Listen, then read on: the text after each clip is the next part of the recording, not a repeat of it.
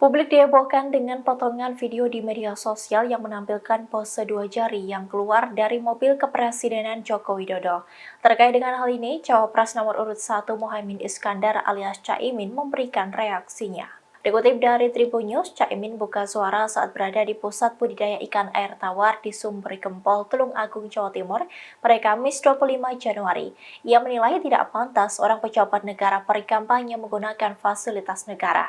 Caimin bahkan menilai sikap itu merupakan hal yang memalukan.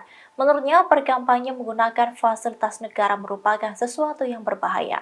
Diketahui, momen pose dua jari dari mobil kepresidenan itu diketahui saat mobil dinas Jokowi itu melintas di kawasan Salatiga, Jawa Tengah pada Selasa 23 Januari. Kejadian dalam video itu terjadi saat Presiden Jokowi dan Ibu Negara Iriana Joko Widodo sedang melakukan kunjungan kerja. Pose itu ditampilkan saat warga meneriakkan nama calon presiden nomor urut 3 Ganjar Pranowo. Meski begitu, belum diketahui secara pasti siapa sosok yang mengacungkan pose dua jari dari mobil kepresidenan itu. Namun, ada yang menyebut bahwa pose itu diduga dilakukan Iriana Jokowi.